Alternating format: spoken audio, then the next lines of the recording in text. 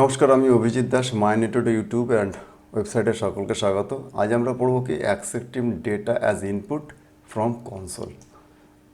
এই পার্টে আমরা কিছু কনসোল থেকে কোনো ডেটা কীভাবে ইনপুট নিব সেটাকে বলা হচ্ছে আমাদের data input from console.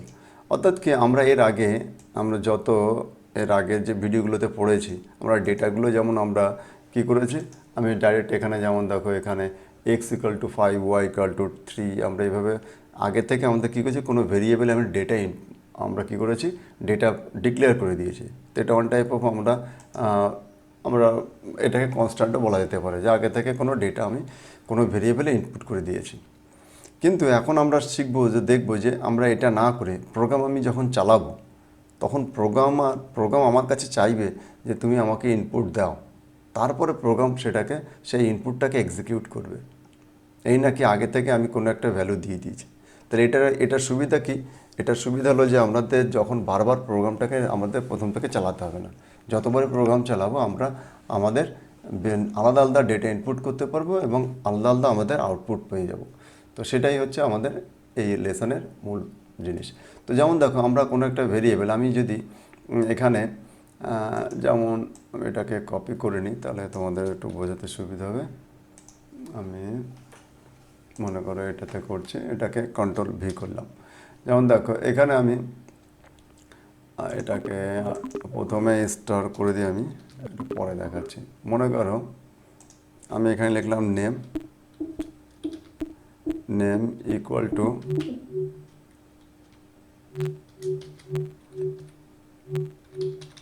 Abhijit. তো এখানে আমি এখানে আমি এটাকে জাস্ট আমি করে দিলাম প্রিন্ট নেম করে দিলাম, প্রিন্ট নেম।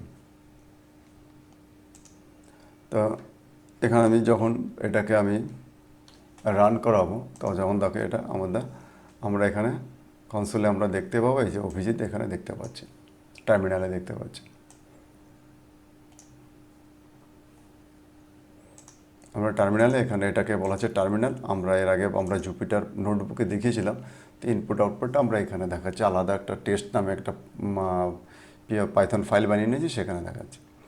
তো এটা আমার কী হচ্ছে, এখানে আমি যতবারই প্রোগ্রামটাকে চালাবো ততবারই দেখো আমাদের এই একই নাম দেখাবে, বারবার আমার কাছে চাইবে না। আমি যতবারই প্রোগ্রাম চালাবো তখনই আমাদের বারবার একই জিনিস দেখাবে। তো আমি এটাকে পরিবর্তন করে আমি চাইছি যে আমার কাছে আমার কাছে এখানে যেমন হলো আমাদের আমি নেম নিলাম ইনপুট ফাংশন। অর্থাৎ আমাদের যে ইনপুট নিবে কনসোল থেকে ইনপুট নেওয়ার জন্য আমাদের কী ব্যবহার করা হয়, কোন ফাংশন ইউজ করা হয়, ইনপুট ফাংশন। অর্থাৎ আমি ইনপুট দেবো এবং তার মধ্যে যে মেসেজটা আমি লিখতে চাই সেটা আমাদের এই মেসেজটা আমি এখান থেকে দেখে নেব। দেখো এখানে এন্টার ইউর নেম, তোর নাম দিলে এবং প্রিন্ট নেম, এটা প্রিন্ট হয়ে যাবে। তো আমি এটাকে রান করাই, যেমন দেখো এন্টার ইউর নেম এখানে চাইছে। এবার আমি যদি এখানে লিখে দিই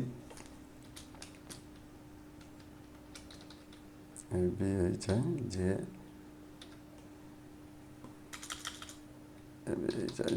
অভিজিৎ, এখানে এন্টার প্রেস করলাম। দেখো এখানে এবার এন্টার ইউর নেম অভিজিৎ। তো এখানে আগে আমার কাছ থেকে নিল এবং তারপরে আমাদের প্রিন্ট করিয়ে দেখিয়ে দিল।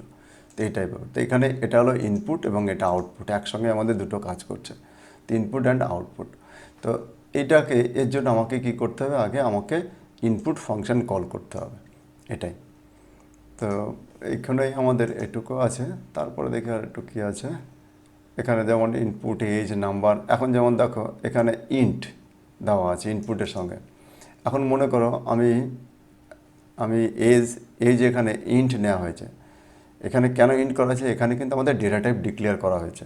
এর আগে আমরা যেমন বলেছিলাম যে আমরা ডেটা টাইপ ডিক্লেয়ার করার প্রয়োজন নেই, কিন্তু পাইথনের একটা কাজ করে গিয়ে পাইথন যা কিছুই ইনপুট নেয় সমস্তটাই কিন্তু ও অ্যাজ এ স্ট্রিং হিসেবে ইনপুট নেয়। তা আমি যদি কোনো নাম্বার ইনপুট নিতে চাই ফ্রম কনসোল থেকে, আমি যদি কোনো ভেরিয়েবলে আমি যেমন x=5, আমি সরাসরি এক্সকে আমি কোনো একটা নাম্বার ইনপুট দিয়ে দিচ্ছি, সেই ক্ষেত্রে আমাকে চিন্তা করার দরকার না।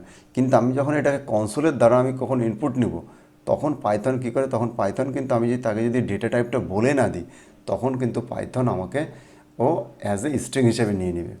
তো তার জন্য আমাকে টাইপ কনভার্সনটা আগে করে নিতে হবে। তার জন্য আমাদের এখানে ইন্ট আমাদের একটা ফাংশন ইউজ করতে হবে। এখান থেকে এটাকে এক্সপ্লিসিট ফাংশন, দেখো ইন্টের মধ্যে আমাদের আছে আবার ইনপুট ইন্টার ইউর এজ, আমাদের সেটা এজ আমাদের প্রিন্ট করে দেবে। তো এটাই হলো আমাদের ইনপুট ব্যাপার। আমাদের ইনপুটকে নেওয়ার সময় আমাদের কী করতে হবে, যদি আমরা কোনো কিছু শুধু নাম্বার না নিতে চাই, আমরা টেক্সট নিতে চাই, তাহলে আমাদের কোনো ডেটা টাইপ ডিক্লেয়ার করতে হবে না। কিন্তু আমরা যদি ডিক্লেয়ার করতে চাই, অর্থাৎ পার্টিকুলার ডেটা চাই, তখন আমাকে ডেটা টাইপ ডিক্লেয়ার করতে হবে। আমি ইন্ট চাইলে ইন্ট, ফ্লোট চাইলে ফ্লোট, কমপ্লেক্স চাইলে কমপ্লেক্স, ইনপুট চাইলে লিস্ট চাইলে লিস্ট, অর্থাৎ আমাকে এখানে নাম দিয়ে দিতে হবে, বলে দিতে হবে এটা। তো এই ইনপুট ফাংশনের মধ্যে কীভাবে সরাসরি ডেটা সংগ্রহণ করা হয়, এখানে আমি যে কথাগুলো বললাম তোমাদের প্র্যাকটিক্যালি দেখিয়ে দিলাম, এটাই আমাদের এখানে বলা আছে। তো এইগুলো তোমরা একবার একটু পড়ে নিবে ভালো করে, তাহলে তোমরা সহজেই বুঝতে পারবে। তো অর্থাৎ কি এইখানে আমাদের যে ইনপুট এবং আউটপুট, এবং তার মধ্যে এখানে কিছু আছে আমাদের স্পেশাল ক্যারেক্টার /n/tu আমরা ইউজ করতে পারি। তো ইউজ করলে কী হবে, আমাদের এগুলো অটোমেটিক এর যে ক্যারেক্টারিস্টিক্স অনুযায়ী কাজ করে। যেমন /n মানে কি নতুন লাইন দিবে, আর ট্যাব হলো ট্যাব স্পেস করবে। তো এখানে ইনপুট নেওয়ার জন্য ইনপুট ফাংশন ইউজ হবে, আর আউটপুট দেখানোর জন্য আউটপুট ফাংশন হবে। আর যদি নাম্বার হিসেবে ইনপুট নেওয়ার জন্য ইন্ট অ্যান্ড ফ্লোট হিসেবে আমাদের এগুলো আউটপুট নিতে হবে। তো এটাই হলো আমাদের এই লেসনের মূল জিনিস, যে আমাদের ইনপুট এবং আউটপুট কীভাবে নেব। তো আমরা আউটপুট তো এর আগে আমরা বেশ প্রিন্ট ফাংশনটা দেখিয়েছি, এটাতে আমরা ইনপুট, আমরা এর পরবর্তীতে আমরা এরকমভাবে আমরা নেব কীভাবে। যেমন আমি তোমাদের একটা ছোট্ট প্রোগ্রাম দেখিয়ে দিই, এন্টার ইয়োর নেম। এখন এন্টার ইয়োর, মনে করো ফার্স্ট নেম লিখে নি, ফার্স্ট নেম, এখানে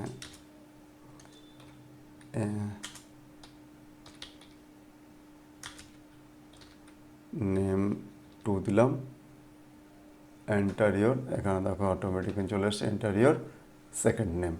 এখানে প্রিন্ট, এখানে আমি কী করলাম, নেম এখানে প্লাস নেম 2। এখানে আমাদের দুটো মাঝখানে স্পেস দিলাম, যে নেম আর নেমের মাঝখানে দুটো স্পেস হবে। আমি যে এটাকে আমি রান করাবো, এখন কনসোল এখানে চাইছে এন্টার ইয়োর ফার্স্ট নেম, মনে করো আমি এখানে দিলাম যে অভিজিৎ, এন্টার প্রেস করলাম, দেখো আমার সেকেন্ড নেম চাইছে, আমি এখানে দাস দিলাম, দেখো এখানে দেখাচ্ছে অভিজিৎ দাস। এখানে দুটো নাম আমাদের একসঙ্গে আউটপুট। তাহলে ইনপুট অ্যান্ড আউটপুট। তার পরবর্তীতে আরও অনেক প্রোগ্রাম করবো, এবং এখন যে প্রোগ্রামগুলো করবো সবগুলো ইনপুট অ্যান্ড আউটপুট মিলিয়েই আমাদের কাজগুলি হবে। তো আজকের ভিডিওতে এইটুকু, এবং এরপরে তোমাদের দেখবে এই লেসনের এটা যতটা যগুলো পড়লাম তার টোটালটা এখানে আমাদের ছোট্ট আকারে জিস্ট আকারে বলে দেওয়া আছে। কিছু এখানে প্রশ্ন দেওয়া আছে, তোমরা এই প্রশ্নগুলো একটু পড়ে নেবে। তো সকলকে ধন্যবাদ।